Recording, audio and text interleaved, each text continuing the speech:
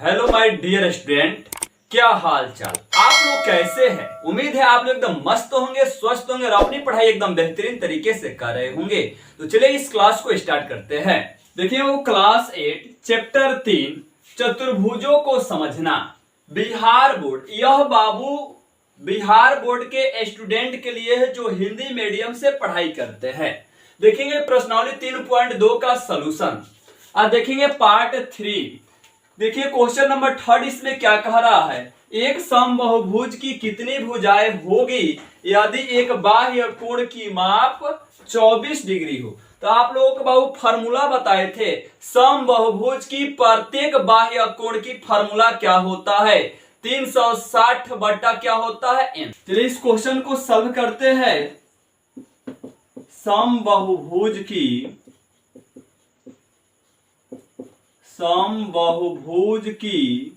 प्रत्येक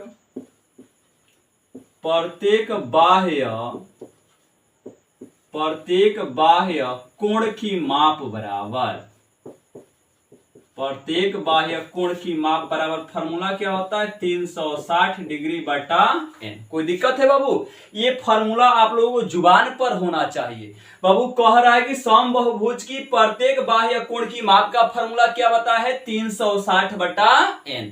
चलिए इस क्वेश्चन को सॉल्व करते हैं। देखिए क्वेश्चन क्या दिया है, एक समबाहुभुज की कितनी भुजाएं होगी, यानी भुजा इसमें ज्ञात करना है। कह रहा यदि एक बाह्य कोण की माप 24 डिग्री, तो इसमें प्रत्येक बाह्य कोण की माप कितना डिग्री दिया है, 24 डिग्री। तो क्या लिखेंगे, प्रत्येक बाह्य कोण की माप हो जाएगा 24 डिग्री बराबर 360 है तो 360 डिग्री बटा में n।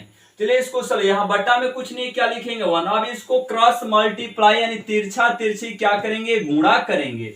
बाबू 24 में n से गुणा करेंगे, क्या आएगा 24n बराबर 1 में 360 से गुणा करेंगे आएगा 360 डिग्री। हमको क्या चाहिए, n यानी भुजाओं की संख्या को किससे सूचित करते हैं, n से। तो यहाँ n बराबर क्या हो जाएगा 360, 24 यहाँ पर गुणा में है तो चला आएगा भाग में। चलिए इसको कटाते हैं, इसको कटाएंगे 6 के पाड़ा से, 6 चौ को कितना हो जाएगा 24, 6 6 के 36, 0 का 0 है तो 0। 4 से काटते हैं, 4 एकम 4, 15 चौको 60। तो n के मान कितना निकल कर आया 15। कोई दिक्कत है इसमें? तो क्वेश्चन क्या कह रहा है इसमें, एक समबाहुभुज की कितनी भुजाएं है, तो लिखेंगे अतः समबाहुभुज की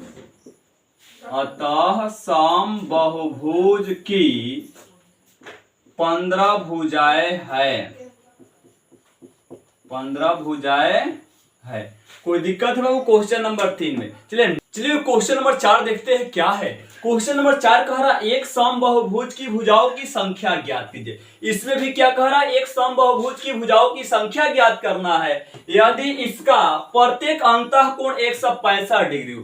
क्वेश्चन को सॉल्व करते हैं तो लिखेंगे इसमें समबाहुभुज की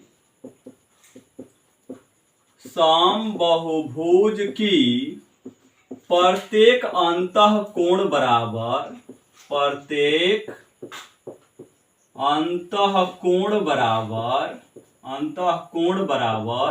165 डिग्री।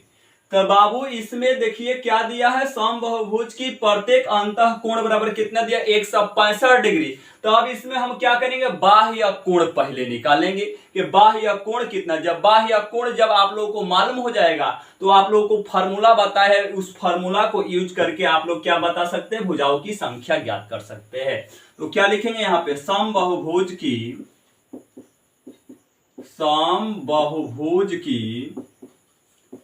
प्रत्येक बाह्य कोण बराबर। तो बाबू जब अंतःकोण दिया होगा तो बाबू अंतःकोणों का योग कितना होता है, 180 डिग्री। बाह्य कोणों का योग कितना होता है, 360 डिग्री। जब अंतःकोण दिया होगा तो वहां पे बाह्य कोण निकालने के लिए क्या करेंगे, अंतःकोणों का योग कितना होता है 180 डिग्री में से क्या करेंगे, जो अंतःकोण दिया है उसको घटा देंगे। यहाँ पर क्या कर देंगे, 165 को घटाएंगे तो कितना बचेगा, एक हाथ से लेगा 10, 10 में से 5 गया 5, यहाँ कितना हो जाएगा वो 7, 7 में से 6 गया 1, यानी कितना आ गया 15 डिग्री आ गया। यानी समबाहुभुज की प्रत्येक बाह्य कोण कितना निकल कर आ गया, 15 डिग्री आ गया। कोई दिक्कत इसमें? अब आप लोगों को फार्मूला क्या बताइए, तो लिखेंगे इसलिए समबाहुभुज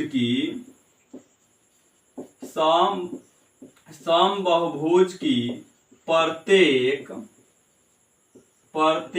बाह्य कोण बराबर फार्मूला क्या बताया है बाबू, 360 डिग्री बटा n। तो बाबू कह रहा है समबाहुभुज की प्रत्येक बाह्य कोण, तो देखिए यहाँ पर समबाहुभुज की प्रत्येक बाह्य कोण कितना डिग्री निकाले है, 15 डिग्री बराबर 360 बटा क्या हो जाएगा n। बटा में बाबू कुछ नहीं है, क्या लगाएंगे 1। अब इसको क्रॉस मल्टीप्लाई यानी तिरछा तिरछी गुणा करेंगे, तो 15 में n से गुणा करेंगे कितना आएगा, 15n बराबर 1 में 360 से गुणा करेंगे कितना आएगा, 360। अब हमको क्या चाहिए बाबू, n चाहिए। n को बाहर कर देंगे, 360 15 गुणा में है, चलाएगा भाग में, 15 से काटेंगे तो क्या निकल कर आएगा बताइए। यहाँ पे 15 से काटेंगे, 15 दूनी 30, 6 जाएगा 60, 15 चौको 60, यानी n के मान कितना आ गया, 24। तो क्वेश्चन क्या कह रहा है, समबाहुभुज की भुजाओं की संख्या ज्ञात करना है, तो लिखेंगे इसलिए समबाहुभुज की भुजाओं की